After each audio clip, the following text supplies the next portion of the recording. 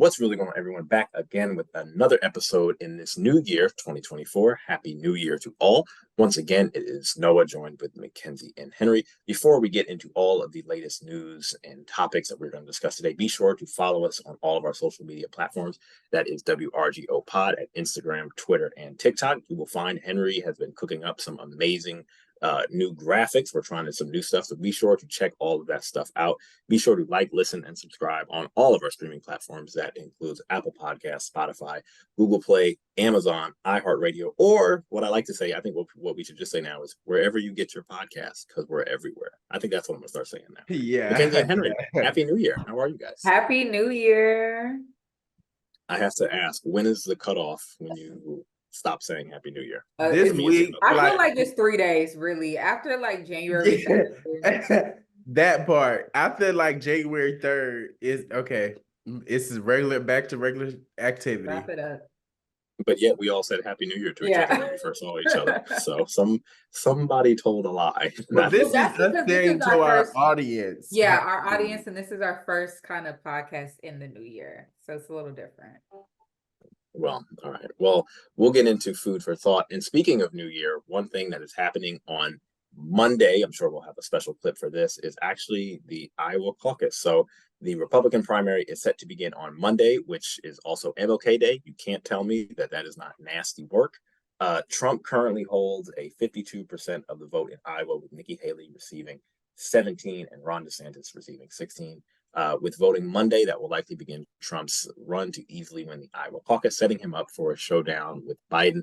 The one thing that I put in the doc, because I thought about this a lot for some reason over the past weekend, have we actually thought about that Trump will actually have a chance to be president again? I don't think that's actually sunken in with people. I think we kind of make it more realistic each and every time we talk. The fact that we have states fighting for him not to be on a ballot, and then he's went to the Supreme Court to just squash all of it. So I'm so curious, considering that those are most of his justices, or they are, in his favor. So it's just we've definitely talked about it and slapped people in the face with it. I think we've talked about it, but do you think the average person has actually thought about that's it? Where I was about to go. I don't think America is we literally have Young Thug could be running for president damn near. That's just on the top of my head. Right, that's on the top of my head. But all I'm saying is we basically have somewhat of a convicted or almost convicted felon running for president. Yeah. I mean, I feel like Henry said, we've talked about it, but honestly, when you said the audience, does the audience feel like he could be president? For me, and I work in media, it doesn't even feel like an election year. I don't know. We're only 11 days in now, guys. I know, but still, But voting starts in 4 days. Yeah, it doesn't feel like an election year. So I feel like this is something that'll sneak up on people. Not obviously it's happening in real time and you can look it up. Obviously we know it's an election year, but I don't think it'll hit people until those two are really on the stage. And honestly, I'm still willing to die on this hill. I do feel like it would be a close call. And I don't really think still that Biden can really just take away another win as easily as he might think he could. So I don't know. That's my take. Yeah, that's my thing. I think it's going to be super close, and I think it's going to be a lot closer than people think. And the election was close in 2020, and we knew how that went afterwards. So that's the main thing that I'm thinking about is what if Trump loses close? What would happen? But also the scarier thing that I don't think we talk about, and Mackenzie, you're in media, so I'd love to get your take. I feel we haven't actually had the conversation, national media or whatever, of what would Trump do if he actually did win? That's 4 years. So if he has to do something, he was already crazy the first time, if he's vindicated and he openly just doesn't care anymore, what would he do? And I think that's an interesting thought experiment of I think anything's on the table. No, I agree. And I feel now that we're really talking about, does he even have a campaign going on? Just no, it's so it's I was wronged. Yeah. That's literally, he's running on the fact that I'm entitled to this. I should have won. Look how they did me. That's I get literally it. that. And like, Well, I won't say I get that, but I see what that, I understand how he's like not running on a campaign and he feels like he should just get that. But then say if you do win, say if you really are on the stage debating Biden, what are you really, you got to have at least, I feel like 3 pillars of things that you want to like tackle if you are he's into just gonna office. attack Biden. It's me, and me. Those are the pillars. What are we Like he's talking about? just gonna attack Biden. He doesn't have any real arguing points. And then I think like that speaks honestly to the louder, I guess, volume of the American people who are voting or may vote in his favor. Like, are we not chasing for some type of liberty, justice, standing as an American people? Do we not want, certain rights? I want a Rights. pay wage. I want to be able to not like have to go 2 hours away to vote. Like, especially as a Black person, I hope we're thinking about this in a serious way because, like, I think we have the most to lose here, and a lot of Black people that look like me, especially, they like to like favor Trump because of the checks, which Stimulus, yeah. he didn't really give y'all those checks, my guy. Like that was like a Congress and working situation. Like it just wasn't him. So it He becomes took ownership of it, and I think that's like, yeah, which is why like Biden should have probably like talked about it the same. But also like I like what you said, like given that he doesn't have like an agenda, like someone's going to make it for him, and then it's a matter of like who are the people who are then going to decide. Like he doesn't care about anything, but I do. And here are the, to your point, Henry, like what rights are then coming down the pike where it's like abortion's already kind of on the like what's next. Like someone is going to make that decision, and there are other people who will say like if Trump's not going to do anything, he'll just do whatever we want him to do because he doesn't care.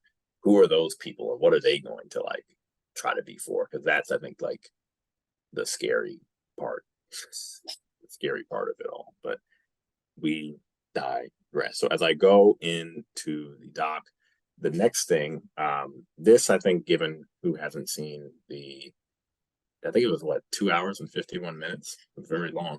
Did you all watch any of this Katt Williams interview? I think let's start there. I did. I literally watched it in I two can't parts. I literally cannot stand Shannon Sharp and to listen to him or even halfway entertain. Like I tried to watch the Kirk Franklin thing and I only seen the clip. And just his lack, he doesn't listen, his lack of like just, I don't know. I didn't listen to the interview though, but I definitely watched clips online and it was a lot.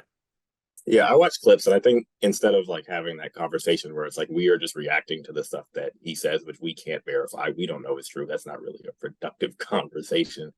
The thing that we actually talked about in the chat that I actually thought was really interesting, and I'll kind of set you up, Mackenzie, to talk about it, where kind of how you, I think because you have a journalism background, you would kind of mention the first thing of like all the stuff that he's saying is not, there's a question that should follow that's not being asked.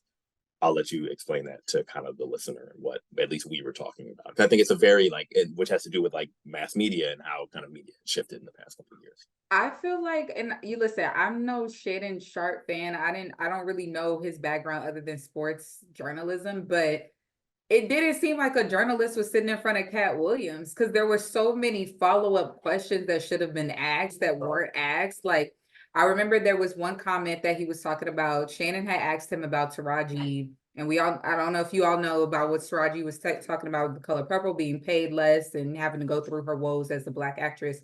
And he had made a comment about Tyler Perry. But Taraji has said that Tyler Perry was the only person who has paid her her worth. Mm-hmm. And to me, that was common knowledge. And he wasn't really shading Tyler Perry, but that was something that I feel like should have been a pushback. It was a useful thing in saying, actually, well, she said this. So yeah, exactly. So I don't know. I feel like Shannon Sharp missed a lot of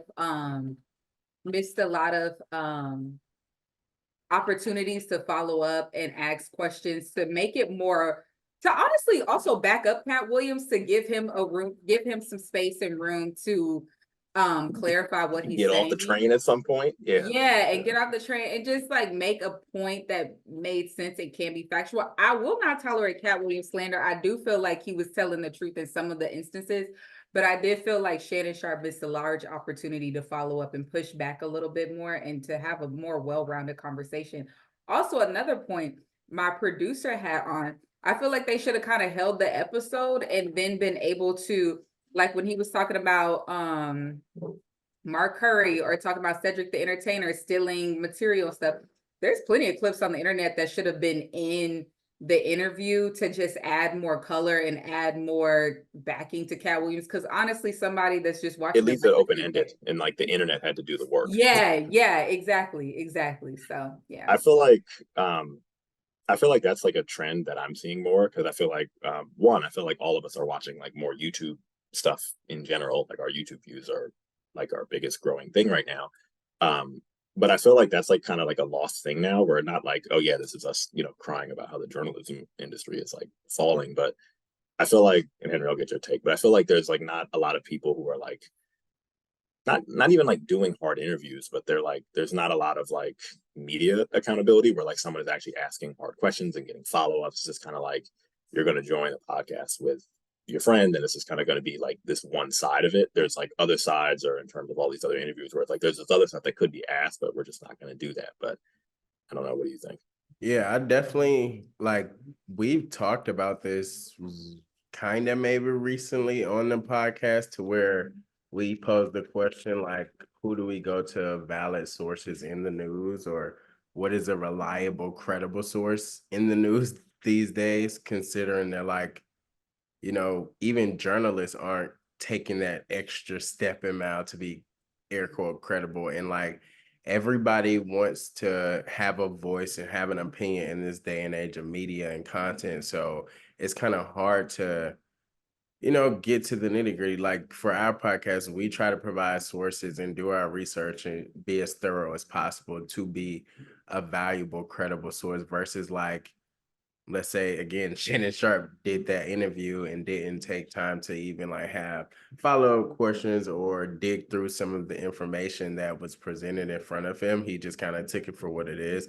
And I think that's how a lot of misinformation is happening in this day and age. And that's not to take away from what Katt Williams shared. I'm just saying, like, just because but to your point, like it just kind of mucks it up.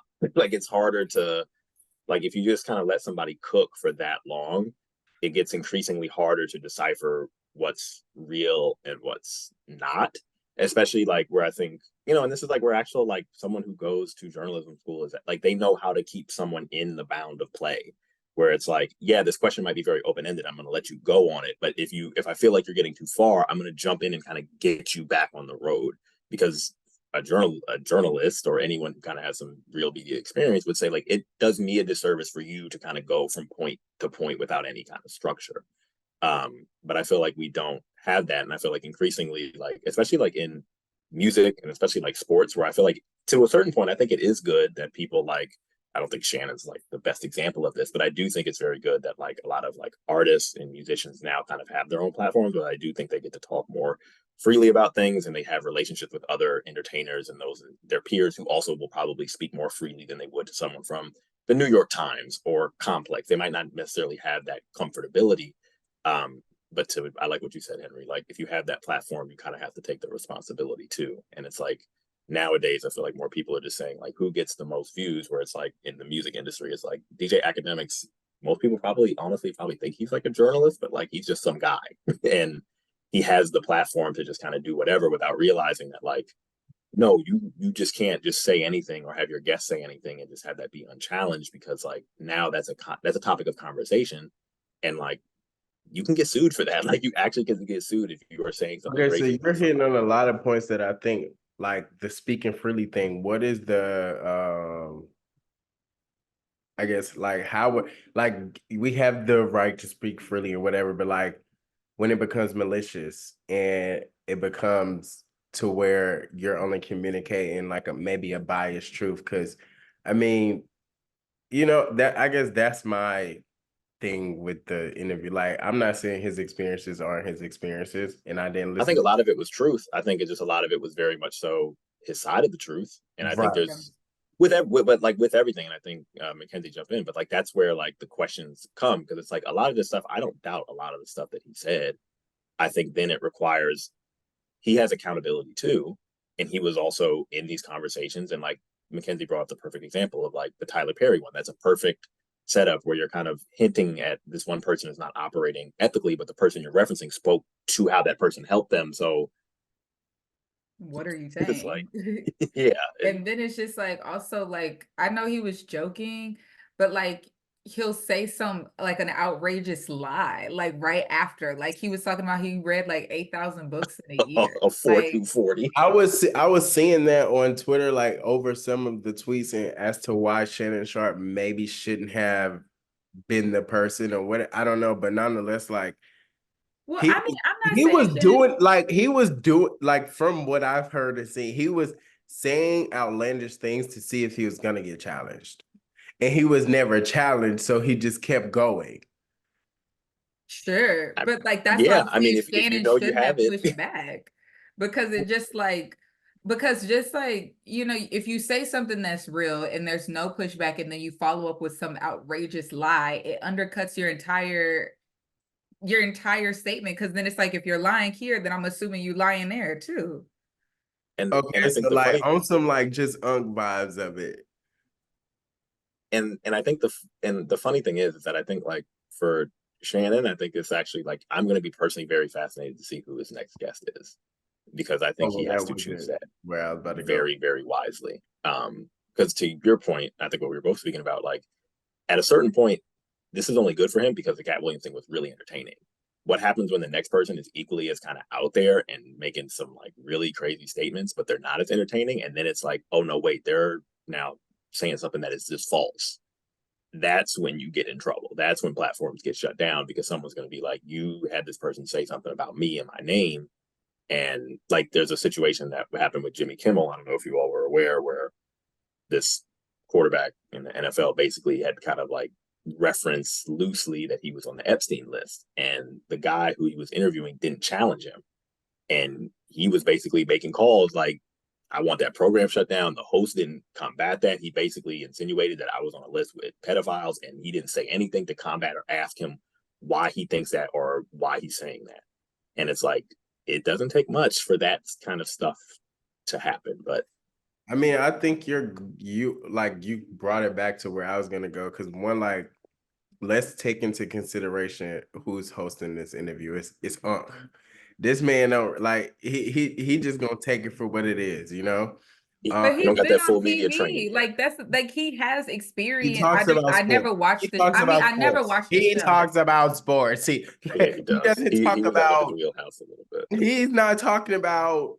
I don't like. But some Football of the commentary. stuff was. I Yeah, felt like some of he's the not stuff I talking felt about like. like. Yeah, I don't want to say real stuff, but I mean, but I he's mean, talking the about sports. It's not that deep. sports isn't the same, but it's still like some of the stuff was common knowledge. Just push It's back. Like structure. this doesn't make That's like what I this was gonna say. doesn't make sense. Like again, we talk. Let's imagine Unc is Unc. Like I'm not. I don't know Unc. So I don't know this man personally, but I'm saying the personality of Unc, like I mean, older, they're also drinking. I mean, it's like drink stubborn champs. man Yeah, who's it's stuck just, in their views and ways. So like him and Katt Williams, same age group. They can talk the same shit. They can be as misogynistic, ignorant, whatever, and they're gonna have the same rationale. Versus like if you were to host that interview, or like I don't know who would have been a good person to have that interview. Me. Uh, I'm not saying you're not. Honestly, no. A good person would have been like Charlamagne the God. Like, say what you want, but I feel like Charlamagne be pushing back on people. Charlamagne That's be why I holding did. people's I had feet to to the think of. fire. I had to process what you saying, but on some like same no, vibe. he's not perfect either. But well, I That, see where that he's. would have I been better than Who Shannon, who wait, because who else then that would have been able to like that's what I'm drink saying. with Who's him and on still that been same like, tempo? The same tempo, Charlamagne not made. with like that. Not with that following. I mean, it would have I been feel like like Charlamagne could have easily been like, nah, Cat, what you he talking about? pushes back on people. It's just That's he what I'm pushes forward saying. on certain ways Cat, that are not that don't equally good. sound right. You sure about that, Cat? You That's sure? That's why I didn't like challenge what you were saying when you brought him up. So let's say He it was pushes back well. Charlamagne tha His forward leaning questions are just the problem. That That's would the have issue. been a different conversation, and we maybe would have gained more brevity from it. Yeah, we definitely would. Because he said he made a comment that Kevin Hart was a plant. And like, I don't like I We don't don't have believe time that for he was a this. plant. It's, you know, And I feel like Charlamagne really a plant because he was doing X, Y, and Z, and then we got this, and he was like, it would have just been a more well-rounded conversation. I feel like, I mean, who else is a young journal? I mean, Like, but who else could have did I it? think that gets to our problem. I think now is that I think like it's not going to be like a journalist. It's going to be just somebody who has a platform who So just happens to be. that's where Yeah, and I think I would like that's a to bring problem. the conversation, because even our platform, when we grow and get on a bigger media outlet, like we will be the validated voice for politics because we've kind of ranked in that. But let's say like how Carisha has her thing and other celebrities come on there because of the comfortability of having another celebrity and whatever, and be seen like most celebrities have a YouTube something outlet to control their narrative on things. And the more we grow in these digital spaces to where video content, audio content that's being shared more and more often, I think more people are gonna get into the like speaking up for themselves or telling their own story or perspectives on things. I mean, that's just kind of the way of the world, I guess. I just think if in case, well, not even, I'm gonna take the I just think statement back. Being that I just spoke about like growing in this digital age and everybody like speaking up for content, blah, blah, blah, that becomes a question of who has the credible voices and like who is like the valued, source. Because if everybody has content and is able to control their own narrative or And there's such a flood of it. right. Yeah, that's the um, problem. Is there's such a it flood of becomes like content, an and like the open credible, and the most credible sources are not the ones that are getting like the the views or attention. the streams or Right. yeah, it doesn't exist. So we'll go from one. That was actually a better conversation than I thought. We handled that well, guys. Good for us. Now we're going to go to, I think we should have a new rule. I think every podcast episode, I think we should have like a bozo of the week or a bozo of the episode. We should have like an award. And then at the end of the year, when we do our end of the year review, we're going to go back and then we're going to review who was the biggest I like bozo that. of the year. So this episode's bozo of the week is Jonathan Majors. So if you have not yet seen, we put Henry put together a Is great. it him or is it Megan? Actually, Megan who? No, it's him. Oh, Megan Megan Good. Good. Megan Is it Good. him or She is might have it Megan Good? she might have been last year, but this year we're on his ass. So Jonathan Majors, if you didn't see, the actor conducted his first interview since his conviction of assaulting his ex-girlfriend.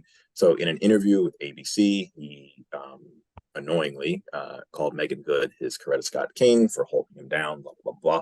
The one thing that I actually feel like people don't actually know is that he did this ahead of his sentencing, which is in like 3 weeks on February 6th. So that's kind of actually like the backdrop of this, which is probably why he has been doing interviews and trying to kind of get the public perception. He's doing that for a reason because his sentencing is in 3 weeks, which will eventually decide whether he has to go to jail or not for this. But I don't have anything like interesting to say. I just think he is our bozo of the episode. I mean, I have something to say. What is his thing with Coretta? Like, no, like not even being funny because he said it before this interview. He was saying it like He did. He said it last year. yeah. So I'm just like, what is his thing with Coretta for real? I Like, didn't mean to laugh, but like just me as a man taking the not context, but just taking what he's saying and just he wants assumingly we see these pictorial images of Martin Luther King and Coretta where like she's silent. She doesn't really have a voice. She's not portrayed a certain, it's just always Martin and she's there. She's mentioned. So like in my head, he just want a ride or die chick, I guess. But though and he's trying to be poetic about it by saying He's trying Coretta. to sound smart. Right. That's what I'm saying. Smart. But essentially, he just said he want a ride or die that's gonna go through But anything. not even Michelle Obama. Like that's why I'm like, how did we skip all of these other iconic Black couples that we could have gone through, and we went straight to Coretta? That it just made Because no Michelle sense. too smart. That's what I'm trying to tell you. Michelle doesn't. Coretta was smart too. Don't do that. Okay, I'm not saying that because I'm about to speak on what their daughter Bernice King said, which I wholeheartedly agree with. But what I'm saying is the portrayal of Michelle isn't like a quiet, strong Black woman. So you think that he was saying that because he needs a quiet, strong woman? I'm telling you on some. And that's kind of even deeper and more serious. Look, Mackenzie, on some just like I don't know if the way Michelle has been portrayed and the way Coretta is portrayed in American history. And you also have to see, like, for someone, I mean, I also think Jonathan Majors is just stupid. Like, it's like that too. Like, yeah, we're making it way deeper than it actually is. But I do think that I do think we're making it deeper, but I just don't know, like, how old is this man? I just don't know why he skipped so many generations. I think when you are a Black man and you go to barbershops all your life, you know 1,000 niggas who would have said something as stupid as this. Stupid as that. As stupid as that. And I think it's like, I think this is just kind of like, and I think this is like the more interesting conversation where I think clearly in all of this, I think his imaging and all of this kind of built him up to be like the next Black leading man. And clearly in his personal life and in his personal beliefs, he is nothing close to what we all thought he was.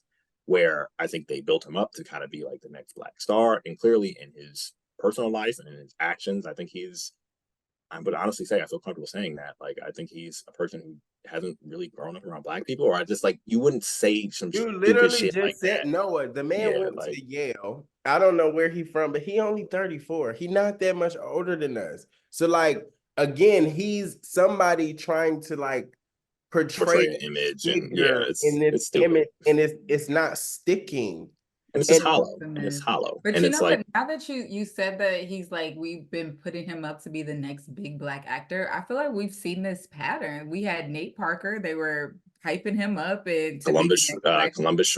Columbus Short. Who the guy who was playing so also and Eazy-E, remember what's his name?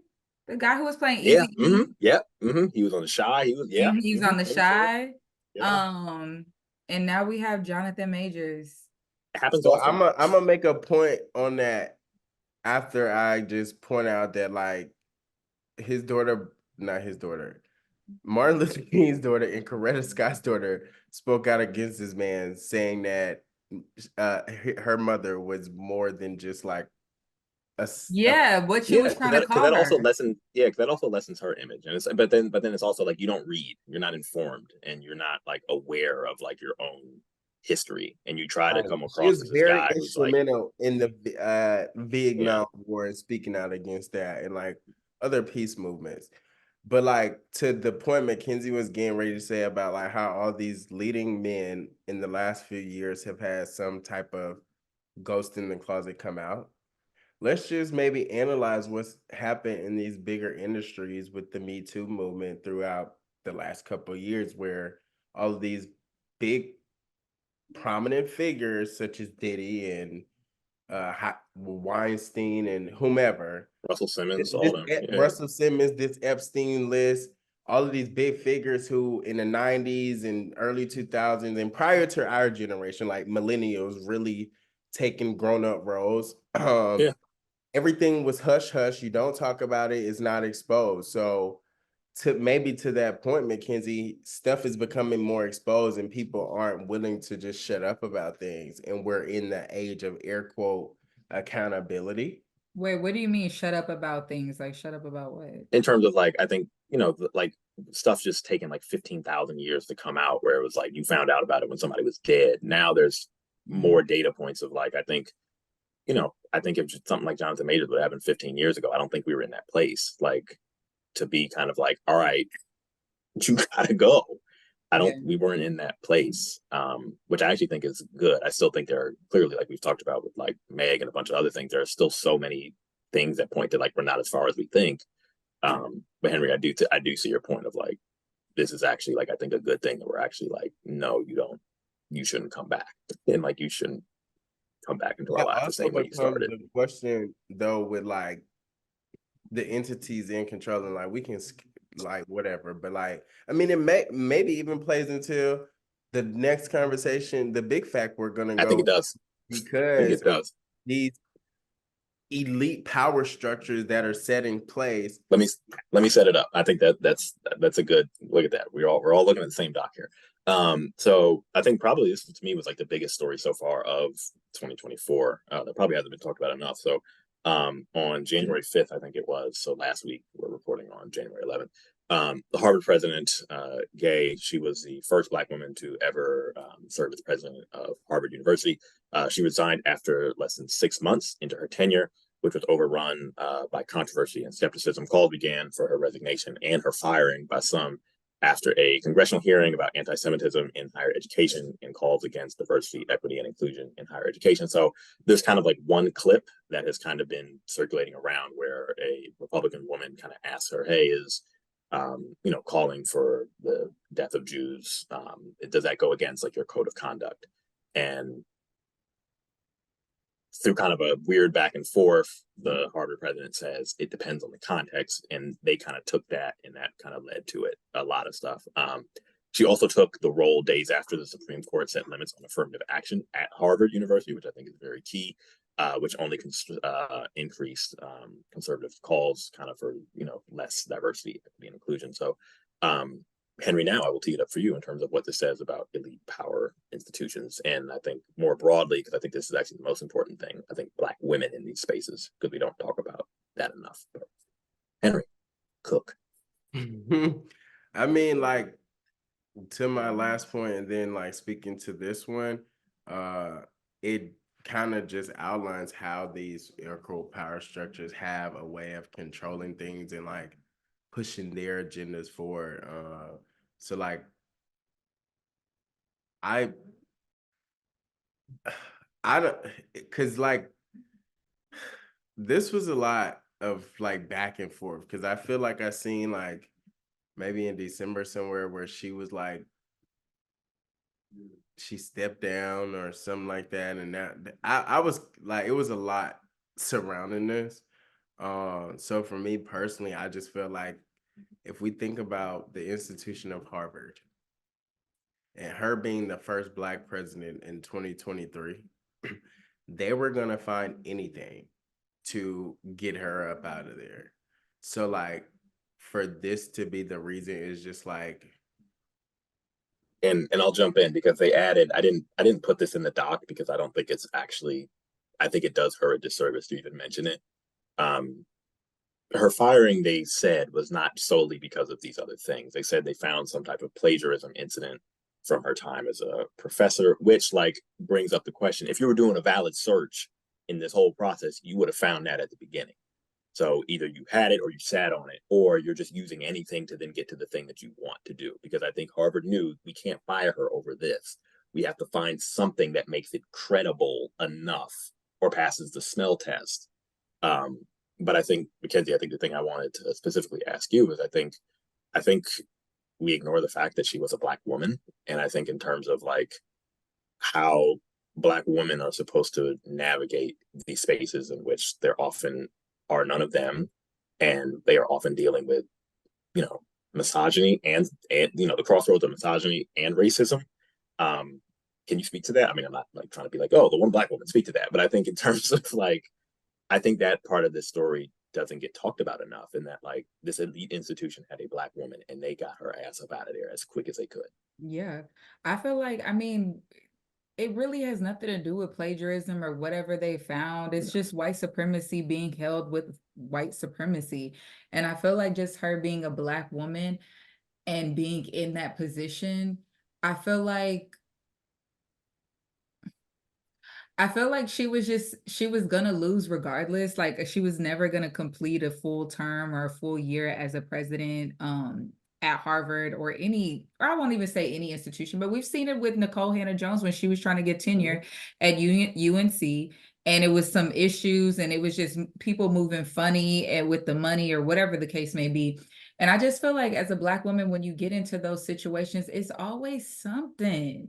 It's always something. It can never just be a smooth transition. You do your job, because you can do your job and you're good at your job. You're showing up, you're performing out, you're outperforming your counterparts, and you're still faced with some stupid reason why you missed the mark. And I just think about it like for your everyday woman who's working in corporate America, you could be doing well, you're doing good, and then you have your mid-year review, or you have your whatever end of year review, and you're sitting down with your boss, and there's never been any issues up until this conversation, and you start asking for a raise, or you start asking to progress yourself. And then out of nowhere, they pulling up, oh, well, you didn't respond to this email, or we didn't really like how you did this, or it's just something to hold you back from progressing in your career.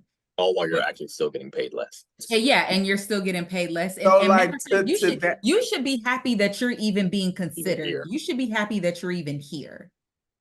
So like, not to take it off Black women or nothing, but like, just speaking from experience over here, I think all of us, people of color, not you, dog, about to do all lives matter, people of color in this. What? I'm laughing for so many reasons right now, but to my point, I like we're all going through that struggle in these corporate institutions. And I think that's just the unfortunate thing, because like just so easily they get the upper hand because of a skin pigmentation. And like 9 times out of 10, my resume is better. My work ethic is better. And to Mackenzie's point, like we're doing the work and getting half paid and all of those things. And it's disheartening, especially in this day and age, but it also like just goes to show you like the game we have to play. And it just kind of like makes you question, what does like, equality look like for us as Black people in the end, when we are never necessarily in control of like. Yeah, and I think, no, go ahead, Mackenzie. Well, what I was gonna say though, to push back, like speaking on Black women, the thing that is different, that like, yes, we're all fighting, all of us, all Black people are fighting the same fight, but the thing that women also have to deal with is, I've heard this so many times, like, Mackenzie, you seem mad. You don't seem like you don't seem happy. Like Mackenzie, again, I'm not attempting to minimize your issue. You are. Let me finish my point. Like well, I can only speak from my perspective. No, I really have seen that, and this is really not even just with Black women. Like I've seen it with women in general, and men will be like, just very much more so on your attitude and what you like, how you look. Like you didn't respond to that email, so you didn't seem happy. Like it's just like, why do I have to be happy? You're supposed to be like, why you can't have work cursing in the meeting? Yeah, why do I? That's what I'm saying. I'm not trying to minimize your point, because those same things have been asked to me. I have a stoic face. I sit like this most of the time. My natural face. You don't give a shit. I'm not saying that, but Henry, why aren't you smiling today? Is everything like consistently? So like, I'm not attempting to minimize your point in that thing.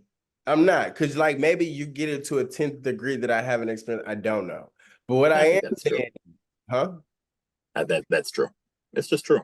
It is. I personally believe that. You can't tell me that's not true. Okay, I'm not finna give Ada. But then to your point, Henry, I'm not here to minimize your experience. No, go ahead, Henry. I'm done with my point. All I'm saying is, the lady at Harvard definitely maybe experienced a lot of like pressures, in which we all experience as Black people of color or a minority in these corporate power institutional places. And again, I think my overarching point, not to like, again, minimize what you're going through, or not, combat it or whatever. It's just to like speak to the larger of like, who are these people who have the power and control, and like for Black people, minorities, people of color, so on and so forth, what does equality really look like when we're always having to like I'm gonna have to cheat another Black person for me to get ahead a little bit. Like, you get What you mean? like, for her to win, she's gonna have to turn her back on us a little bit. What do you That's mean? what I mean by the bigger question of these power structures in place. Wait, They what do you I would mean what do you mean turn her back? all of us. I would change your framing. I would No, change your framing of it, because I don't think it's a matter of um the way I view this whole situation. I don't think it's a matter of like what equality look like. I think it's a matter of like, I think we as people, and granted, we went to an HBCU, so like I think we have a different tinge on this conversation. Um, I think this Harvard situation brings light to the fact of like, we need to stop viewing these white institutions as the beacons of success, because they are not for our success. Like, they're just not. And wouldn't it's that like, we speak can to the talk about, larger power of like corporate America? Because no, like, but I would agree. same But what of I'm like saying is that but what I'm saying is that, like, I think like when you talk about like, oh, this person went to Harvard, oh, this person went here, and it's like, we view that as, especially for Black people, like we view that as like the creme de la creme, and it's a matter of, then I think we need to reframe our success of like, yeah, you can go to this nice place, but they don't fucking want you there. So what does that mean? And I they don't think want you you're there as a like, student, they don't want you there as a professor. But I also think that then it's a matter of like, that they can't be our success, because they were never interested in it. They don't want us there. And every time they have the ability to showcase that they actually have a little bit of teeth in the game, they don't. And yeah, like, it's unfortunate that this Black woman got to Harvard and got the axe, but then it's a matter of like, so I think what we talked about last year, it's like, yeah, Harvard didn't want you. Come to an HBCU. We'll treat you right. We might not be able to pay you as much, but so again, I we are think the you're beacon of like success. breaking down the question. So thank you. For me at least, because again, even when we go to these Black institutions or work with Black businesses or go to these Black whatever,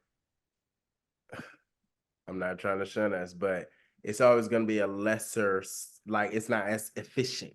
It's always going to be a struggle. You're going to get paid less. But It's then, always going to be that something. begs, to the question of why. It's because those at the elite institutions have held us back for 300 years. So yeah, So we're batting at again, this level because Deion Sanders. Tell that to Deion Sanders.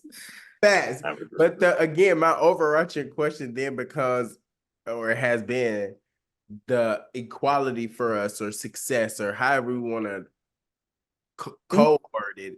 What does get equal pay? Not dealing with microaggressions, going to institutions with livable facilities, and having the financial just stability to live in America, or again, all of those things just broken down into different situations, industries, whatever, but they're all controlled by the air quote same power structures, because they would argue, as Black people, we've been enslaved for 300, like, in this day and age. I'm not like a Black conservative or nothing, but like, that's when I said she would have to turn on us, because we have enough Black money to build up our institutions, to build up our resources, to build up the finances of the Black community. But we've been, I don't want to say trained or conditioned, whatever, but like, the funny thing is, I'll jump in. I actually agree with you there, because I actually do think that one of the things that was most disappointing to me was that Gay, the former president of Harvard, she agreed to take a teaching role at the school. I would have wanted her to say, "Nah, f y'all, I'm leaving. Like, y'all did me dirty. You all did me dirty, and I'm not going to go back to the same hand that just slapped me. I don't know where I'm gonna go, but I know it's not going to be here. You all did me wrong." I would have wished, and that's not to say like she has to go somewhere to HBCU. I just would have wished, and I think like I hope that like we do this more, is that like, if you do us wrong, we're not going to just stay here. Mm-hmm. I don't know where I'm going to go, but I know my future is not with you all, because you all did me wrong. And I wish she would have come out and said that, or I wish she would have said like, you know what, I won't accept that job. Pay me to leave. Yeah, no, I completely or fire me. I Now, completely granted, there are agree. economics behind that decision that we don't have the privilege of being able to kind of make those moves all you the time. literally, But like, that's why I just sat back and let you cook, as you would say, because again, as a Black person in America, no matter how much money you make, to say fuck the system. I don't think it's saying fuck the system. I think it's saying fuck Harvard. She'd She would have very been fine. much be if she's telling Harvard University, fuck you. Excuse my language, audience. Like basically, like, you know what I'm saying? But then I think she works in academia or that's how you said it right. Right. But that's her profession. Where's she gonna go, Noah? She can go somewhere. No, and see that be my she's thing. the president And maybe of Harvard. this is just she would have been okay. The faith that you have. Okay, and no, then you I mean Nicole Hannah-Jones did it. Nicole Hannah-Jones did it, and that's and that'd be the same and she wasn't a university president. She would have been fine. Yes, she working? Is she working right now? I don't. But yes, I'm pretty sure. Where?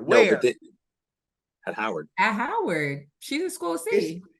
Oh, shit. What? Oh, good. No, it's no, not even, but it's not even. But it's I didn't not know even that. It's not even that. It's just like I don't even know. Like to me, I'm super confident in myself, and I have enough faith in myself.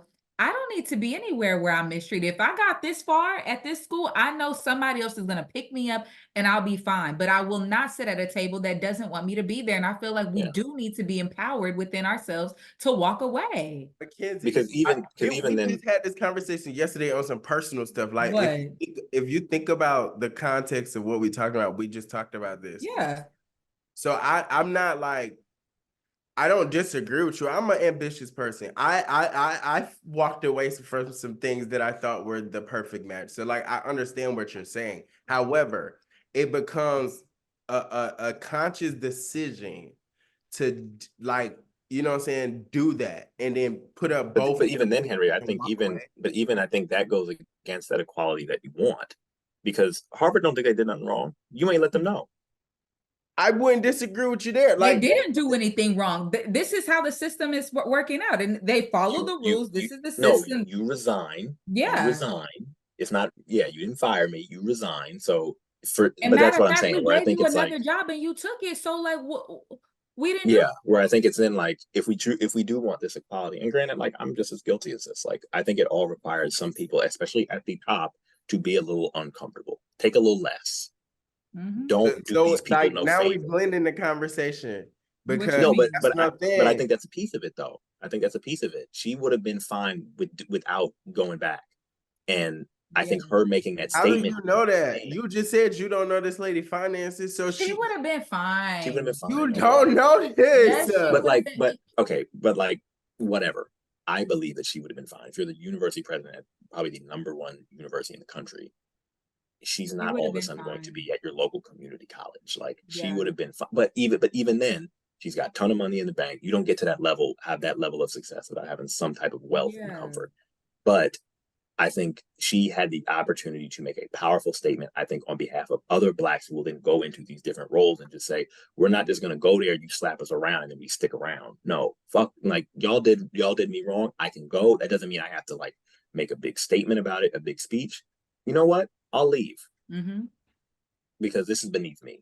And I'm not going to what Mackenzie said, I'm not going to sit at a table that just put food in my face. Yeah, you don't. That doesn't do me. That doesn't do the next person. That becomes what I said. Like it becomes a question of self and moral conscience. You have to ask yourself, like, am I doing this for the greater good of my people and everybody? Like, am I going to be Monique and Taraji, or am I going to be?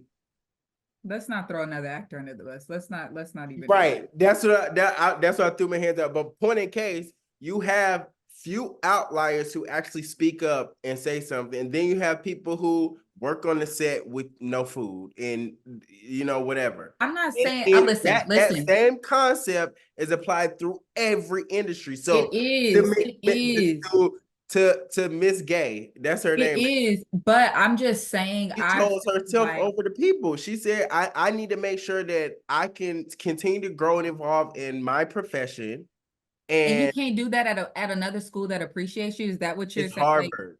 It's Harvard. No, I'm kidding. It's Harvard. I'm just telling you what she thinking. No, but then it's like Henry. But then you're going against the thing that you say that you want. So you like.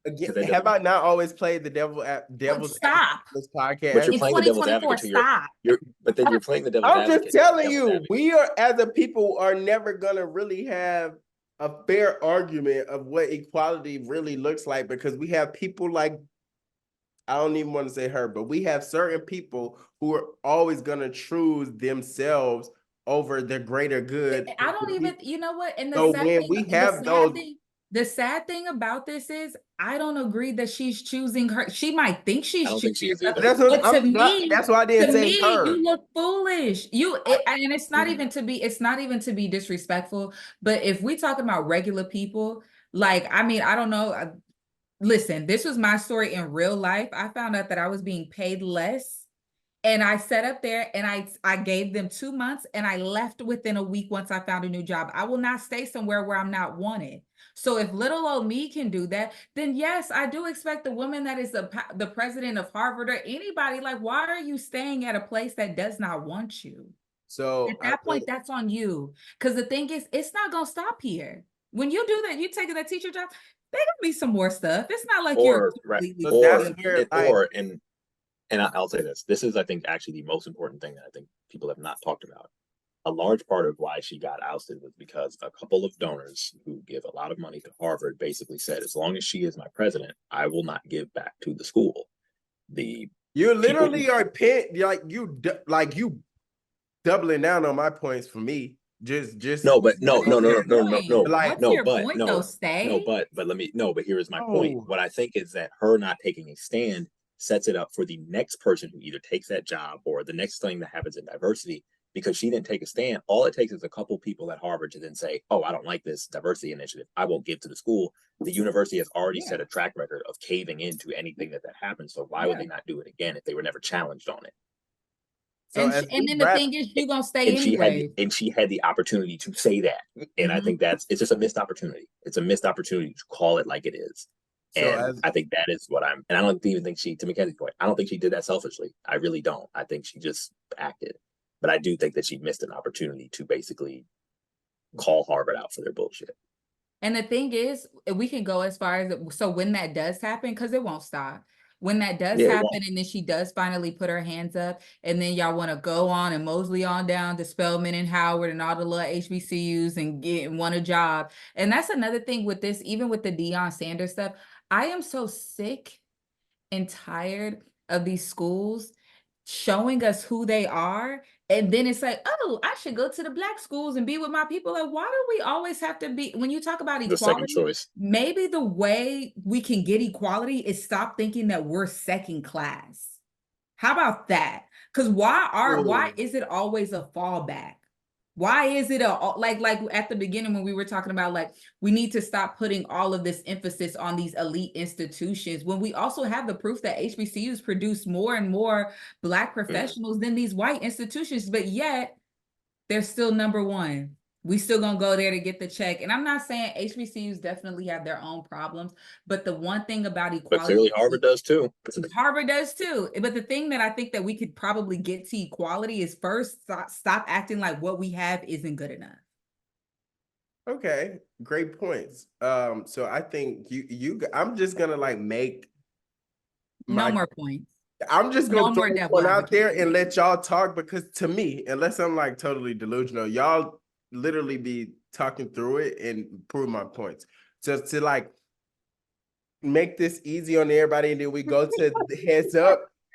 Literally, Black people will not gain equality until we actually take a conscious effort into investing into ourselves on every single aspect and level. So if she, as a Black person, is willing to deal with this, then the next person, as Mackenzie said, comes along after her, and that's the thing. And see, I don't want to cut you off, but as a Black person though, and I see that, why would I want to go to an institution if you're treating my sister like that? Why do I think that I'm going to be treated differently? What y'all gonna do to me? She was here for 15 years. Yeah, and that's also the problem, because to me that should be the red flag. Dang, they treating her like that. Let me go. I don't want to learn. But the problem is, people gonna be like, people think that I'm gonna be the difference. I'm gonna be the exclusion or the special person where they don't do that. Then we sit at the table, they prove us wrong, and it's the same cycle. So no, it shouldn't be nobody coming up under her, because why are we at this table that's already mistreating us? Doesn't make sense. Like again, I'm gonna just throw my point to let y'all cook. We do not value our institutions, our film, our clothes, our businesses, we do not value our community, nor do we invest into our community. That's why we go to these white institutions and power structures and whatever to gain that validation and sense of success. Like, why did Angela Bassett just get an Oscars, an honorary one? Now, I'm not taking Nah, I don't know if that's the same thing. again. All I'm saying is we have the money power to build up our own. You keep saying the money power, but I thing. feel like no. The medium wealth gap, but like the wealth gap between Black Americans and white Americans, like If Oprah, Tyler Perry, motherfucking God. Diddy, We know we all of these oh black God. entities that actually Oh have money. God, we're not gonna do the billionaires coming saving us. Again, those are the only people that actually had the money that would air quote give a fuck to invest the You money. talking about Jay-Z too, the one who said we passed kneeling? Yeah, no, no, no. All I'm saying is, unless we invest into ourselves, we're never gonna get the equal pays. We're never gonna have to stop dealing with the microaggressions. We're never gonna get equality. We're I never mean, gonna yeah, I agree. Like, I don't think there'd be equality unless we create our own utopia. I really don't feel like there's Thank you, thank you, thank you. Heads up, heads up. Thank Yeah, you. let's That's just all move I on. need you to hear. Needed to hear. Okay, so shout out to the first Black scientist who's going to build us that portal to go through that utopia. That's how we're going to do this. That's how we're going to do this. And then once we get there, Henry's going to scream out, "We got to buy back the block." And then we're going to go. We're going to Yeah, go. and then we're gonna buy back the block and then still apply to be the president of Harvard because we need to still like. Well, Boom, heads up. All right, so if you saw what we did, like I said, we are pumping out great content right now. This is prime season. If you don't know, fan fave, I think, of all of us, Regina King will be playing Shirley Chisholm. This is one of those rare examples where I feel like casting was done perfectly. And I'm also personally happy to see Regina King after kind of all of the family stuff that she kind of had going on. She kind of was just away for a little bit, but I will be seeing that. I mean, on Netflix, but I think we should all go support that. let's talk Golden about that Globes. though. Shirley Chisholm, a Brooklyn native, also a member of Delta Sigma Theta. But also, I want to mention her because I feel like people kind of forget, like, obviously respect Kamala, but Kamala stands on the shoulder of Shirley. Like, she was the first Black woman to run for president. It didn't, obviously it didn't pan out, but these are the shoulders that we stand on, and we can never forget. Like, I feel like sometimes the person who wins the award or is in the lights and getting the spotlight, we can't forget like who else was doing it People and who made that grinding in the possible. gym way before they even got here. Well, I don't. It's 10 o'clock. I'm sleepy. Point is, I think that's why these movies are important, and that's why they should be made. And like, contrary to popular belief, y'all like always say like the slave movies and the Black movies and should stop being made or whatever. Like, these stories should be told. Jamie Foxx just did a movie this summer. The Burial? Who? The Burial?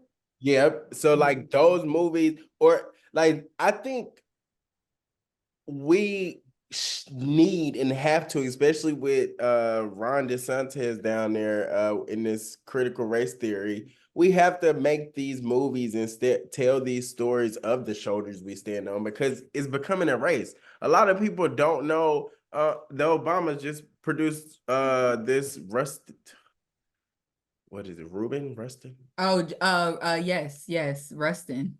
Rustin, Yeah. which I haven't And he watched. was kind of like in the background of everything, but he was really crucial into the March on Washington. Yeah, he was very involved in that with my my fraternity brother, A. Philip Randolph. So like those are stories that you don't. I feel left out. I ain't got nobody to shout Yeah, out. like you just did that because I did that. You're Yeah, it's all right. Oh no, I really did it, but as talking through it, it came up. Point in case though is I think my cousin attended the March on Washington. I don't know. I mean, but hey, who am I? I ain't pledged, but hey. That's word on the curb. All I was pointing out is I think these stories have to keep being told, and we have to keep talking about them, because if we don't, then we're going to end up in a space where that child gets left behind very far. And I think I agree. I think I'd still kind of get tired of like the ones that only focus on us in bondage. I think the Shirley Chisholm one is a different one because that is just a story about a historic figure who gets kind of just forgotten. Like Ruby Bridges, it's all in the same mix to me. Yeah, right. They had I think to we need deal to with some type of. But the difference is this isn't like segregation focus or like slavery just history. He ran for president in what, 19? Yes, but it's not the same as 12 Years a Slave. That's what, like, I understand the shift in story focus, more empowering. Sure, yes, I hear you. I hear you. I hear that. I hear that. But and I think there's a difference between connecting us with a historic thing that happened that we're just making up versus connecting us to something that actually freaking happened. But also, I think this is also a time to mention that I also think people should go see American fiction, because I do think we need a diversity of Black stories. And I think, obviously, it's with Jeffrey Wright, who I think is a really underrated Black actor in his own right. But I also think everyone should check out the original person who wrote the screenplay, this guy named Percival Everett, who has written like a ton of books that all are kind of like very like Black satire. And I think this one, from what I've heard, takes it to like the extreme of like, he's written, I think, like 20 books, all that I think are really, really good. So I think that's also a film that like we should support, because it's telling a very specific story of a Black person who doesn't feel like they can actually be themselves. So they have to be like a trope of what they think white people like. There's like a message there. But I think it makes it funny and makes it interesting. So I think we should try to do both. Well, yeah, American Fiction is in theaters now. I definitely encourage y'all to go see it. I really, really, really impressed. And like, speaking of something else that's coming up in theaters, the Book of Clarence. Okay, so I'm scared to say this on like a live recording, but like I'm genuinely enthused with this movie, because I've always felt the way that Clarence felt, to some degree of like, oh, I can be a prophet. Like, just whatever. That one didn't land that well, did it? I'm letting you cook. I'm not jumping in to save you. So when you watch the trailer, you will literally know what I mean by, in the sense of it. This is a Black man that was going through that same time that Jesus was alive, to where he was saying to himself, why am I not this person, or why can't I be included in this story to some degree? That's what this movie's about. The Book of Clarence. Y'all didn't know that? That's what we call the business. Kind of lost. Yeah, I don't think I really knew what it was about, to be honest. You opened and closed the topic, Henry. I have nothing to add here. Oh, yeah, we can move on. That's what it's about. That's kind of what the ideal of that movie is about. So yeah, it did land. Y'all just wasn't here. Oh, okay. It didn't land in my airport. Moving on. It didn't land in my airport. That was actually didn't land on my airport. All right, boom. So we're gonna move on now to the Golden Globes. I don't really have anything to shout out, but just, we always like to shout out Black award winners. So Divine Joy Randolph won for The Holdovers, a movie I have not seen, but now I want to see because she won. And Io Iberi won for The Bear, a TV show that I love. I think she did a great job, and she deserved to win for that role. Henry, I'll let you close it out by talking about Ya Boy. Well, nah, just Young Thug's trial is coming to an end January 21st. I thought that's like an honorable mention as an ATLian. Like, my boy is on trial right now, and it's crazy. They're using, real conversation now, they're using lyrics against him, and I don't think that's right, because like, you can make up a lot of stuff in a song, or you could just be trying to play into this image. And music is art, right? Like, I can paint a picture, and that doesn't really mean that what I painted is real, or like, it's meant to be interpreted, not literal. So I agree with you. I think then it gets dicey when you open yourself up. I mean, granted, Young Thug has like a lot of other issues legally, but then you open yourself up when your lyrics actually kind of do match some ongoing stuff. Like, you don't. I agree with you, lyrics should not be used, but then it's like, don't actually try to mimic your actual life in these lyrics, because then if the shit hits the fan, you don't want them bringing up song track 3 on album 2. So I agree. Like, this shouldn't happen. Yeah, that was gonna be contrary. Like, Thug, respectfully, you definitely did some of that stuff. We Sorry. should have talked about Yeah, that allegedly, these people are not lawyers and they don't know what they're talking about. Don't allegedly. Who cares what I think? Free Thug, YSL for life. I can say that, or funny thing, I can say that too and believe that he did all that shit. I can believe two things at the same time. He did not do that. He ain't do nothing. That's lies, Yeah, bro. he's an innocent, law-abiding citizen. He really is. He really is, bro. Yeah, I believe it. He got family to take care of. I believe I'm that. sure he does. The brother to feed. Yeah. I ain't Sure going he out like no. He did a lot to live that lifestyle, bro. Don't be. And the prosecution thinks the same thing. The prosecution says, yeah, you paid that cost to be that. All right now. All right. All right. Well, this has been season 4, episode 5, our first episode of 2024. As always, be sure to check us out on all of our social media. That includes WRGO Pod. That means check us out on Instagram, Twitter, and TikTok. Now, be sure to check us out on YouTube, where you can watch all of our videos, little baby, in full. And then be sure to check us out on all of your favorite streaming platforms, wherever you find podcasts. Since I'm not recording, I'm going to keep this in to let Henry know that now it's time to end the recording. So thank you.